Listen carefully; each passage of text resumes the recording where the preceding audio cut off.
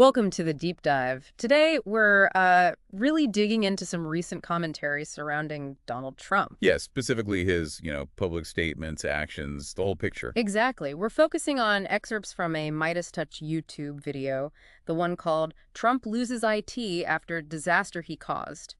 It's definitely got a critical angle. It does. And our aim here isn't to endorse that view, but really to unpack the arguments they're making, see what's driving the commentary. Right. We want to look at everything: the economy, those international deals, even how political expression is being discussed.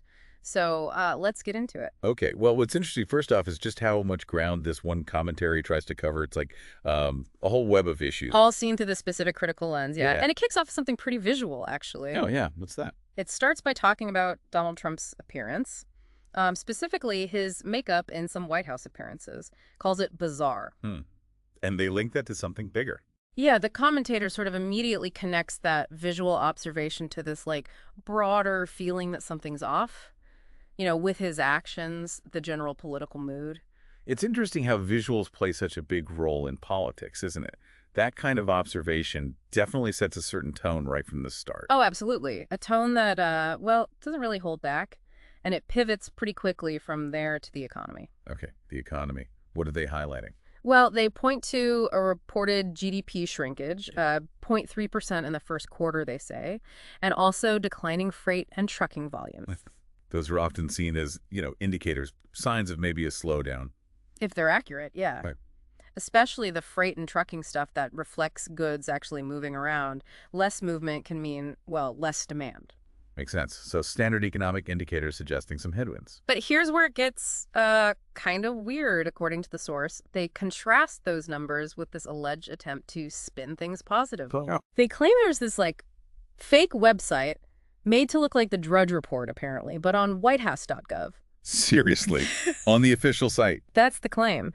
And it was pushing this most successful first 100 days narrative. Wow. Okay, if that happened, that raises questions, doesn't it? About communication strategy, transparency. Big time. Trying to maybe bypass traditional media, control the narrative directly. Yeah. It makes you wonder how they view, the public's ability to sort information out.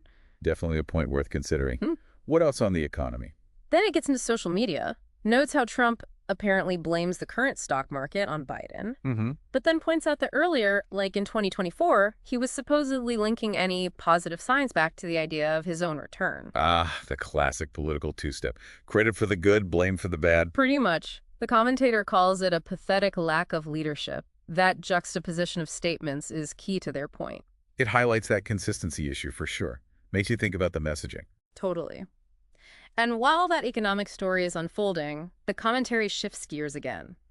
This time to business dealings. Okay, what specifically? A reported partnership. The Trump Organization and a real estate project over in Qatar. Qatar. Interesting. And it's framed as, just the latest in a pattern. Deals tied to foreign governments. They even reference a New York Times piece on similar deals in the Middle East. Right. This touches on that whole potential conflict of interest area, doesn't it? Personal business versus public office. Exactly. It's a fundamental worry, isn't it? The possibility that financial interests could influence policy. That's why these things get scrutinized. And they should be. Public service needs to be about the public good, ideally. Then they add another layer. They bring up an older story. Remember that thing about Donald Jr. and David Sachs? Vaguely. What was it? Apparently, they launched this club, a $500,000 executive branch club offering access to them. $500,000 for access. That's the claim. The commentator presents it as basically, buying access. A clear example. Well, the name itself, Executive Branch Club, is pretty loaded. Yeah. It definitely feeds into that perception of influence being for sale. Whether it succeeded or not, the idea itself says something about how proximity to power is valued, right? No doubt. But there are other perspectives presented too. Yeah, to be fair, they include a counterpoint, a clip of Commerce Secretary Howard Lutnick on Newsmax. And what's his take? He's basically saying, just trust Donald Trump, calls him the greatest deal maker who's ever lived. So you definitely hear that voice of strong support. Okay, so positioning him as this master negotiator, someone with proven business skills. Exactly. But then the commentary immediately pushes back on that. Hard. Wow. by bringing up Trump's history of bankruptcies, the casinos back in the 90s, 2000s, and the impact on Atlantic City. Right, the counter-narrative, using past business failures to paint a different picture. Yeah, the argument becomes that he's not a builder but a destroyer, and that he's applying the same, quote, scams and schemes to the whole U.S. economy. It's really striking how the same career can be framed in such opposite ways, isn't it? Both sides use bits of evidence, but spin it completely differently. It really highlights that power of interpretation. Okay, so moving on from that, the deep dive gets into trade policy. Ah, trade. Always complex. They feature a clip of Jameson Greer. He's identified as Trump's top trade guy. He's on Fox talking about China. How's the situation with China trade talks, according to him? Well, Greer confirms there haven't been any official talks since April 2nd. That's despite, these huge 145% tariffs being in place. No talks since April. Wow. Especially with those tariffs and the shipping volume concerns we mentioned earlier.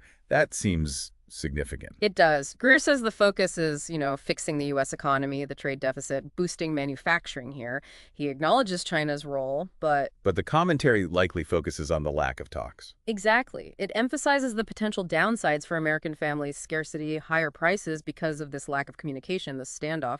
What are some of those potential ripple effects if you have high tariffs and no talks? Well, you could see costs going up for everyday stuff, supply chains getting messed up. Maybe China hits back with its own measures hurting U.S. businesses. Lots of potential negatives. Right. Not a simple situation. And then, related to economic concerns, they play this other clip of Trump. What does he say in this one? He seems to suggest that maybe these economic worries only really affect kids wanting more dolls, implying, maybe $2 is fine instead of 30, even if they cost a bit more. Oh, boy. How did the commentary react to that? They called it tone deaf pretty strongly, even jokingly asked if it counts as a war on Christmas. You can see why that might land badly. Seems dismissive of broader anxieties. Yeah, and the commentary points out it's not just toys, right? It could be parts for your air conditioner, hardware, all sorts of things getting caught up in supply chain issues. So, connecting a seemingly small comment to potentially much larger economic realities. Exactly. Then there's another familiar theme, blaming the past. Ah, yes. What's the example here? A clip where Trump apparently says the current economy and even the next quarter's performance will be bad because of the previous administration. Still. And the commentator's reaction. Pretty sarcastic. Yeah. Sort of asking, when does it stop being the last guy's fault? It's a tactic, for sure. But how long does that work? Eventually people want to hear about current solutions, right? You'd think so.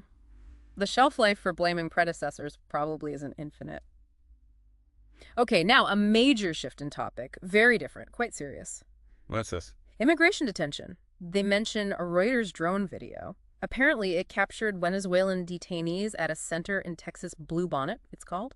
And what did the video show? The detainees had spelled out SOS on the ground, saying they needed help. SOS. Wow, that's a powerful image. A real distress signal. Yeah, and there are allegations, too, that nobody gets access to this facility before detainees might be sent off, potentially to El Salvador. So, serious human rights concerns being raised. Lack of access, the conditions implied by an SOS. Definitely. It's followed by a clip from Chris Hayes saying, "This is America now." Yeah. And then this sort of bleak characterization of the future, like kids ending up working in the same factories their ancestors did.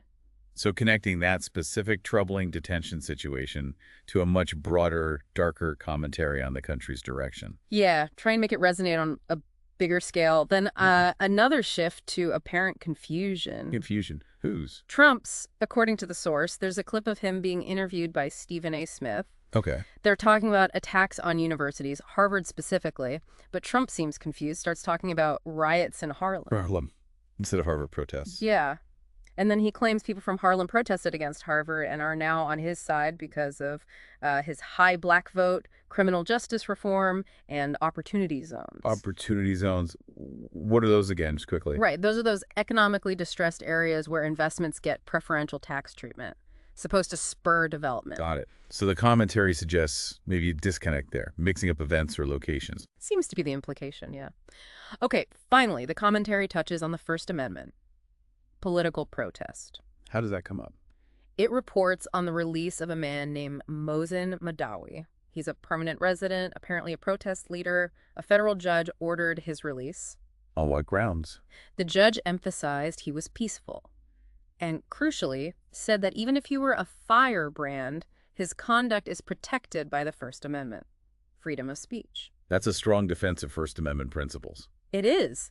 The judge apparently knew the State Department had concerns, thought Madawi's views on Palestine could hinder foreign policy. But the judge didn't see that as making him a danger. Correct. Deemed it insufficient grounds. The judge even drew a parallel to the Red Scare, the McCarthy era, pointing out the danger of targeting people for their political views. Wow. Comparing it to McCarthyism, that really frames it as a defense against suppressing dissent. Absolutely. So that's kind of the arc of the source commentary. It wraps up by calling the various actions discuss authoritarian tactics and encourages resistance. Okay, so quite a journey through that source material. Definitely. So just to recap this deep dive, we looked at commentary covering concerns about perceived instability, starting with appearance. Right. Then those competing economic narratives, shrinkage versus claims of success, the fake website allegation. Potential conflicts of interest from those foreign business deals, like in Qatar. The debate over Trump as a deal maker versus a destroyer, citing bankruptcies. The trade policy discussion, the lack of talks with China despite tariffs, potential impact. That Dahl's comment and the reaction being called tone deaf to economic pain. The ongoing blaming of the previous administration. The very serious human rights concerns raised by the SOS signal at the detention center. The apparent confusion in that Stephen A. Smith interview. And finally, that strong judicial defense of First Amendment rights for protesters, even those with controversial views. So a real mix of topics, all presented through that critical Midas Touch lens. Yeah. And maybe the thing to leave you, the listener, thinking about is this. When you see all these different reported events and perspectives laid out, what underlying assumptions or maybe priorities do you think might be driving these different narratives, both the ones in the commentary and the actions being reported on? That's a good question. What does it make you ask about the state of things right now? And maybe, how you evaluate the information you come across every day. Exactly. What other sources might you look at? How do you piece together your own understanding when the narratives can be so, well, polarized, something to mull over?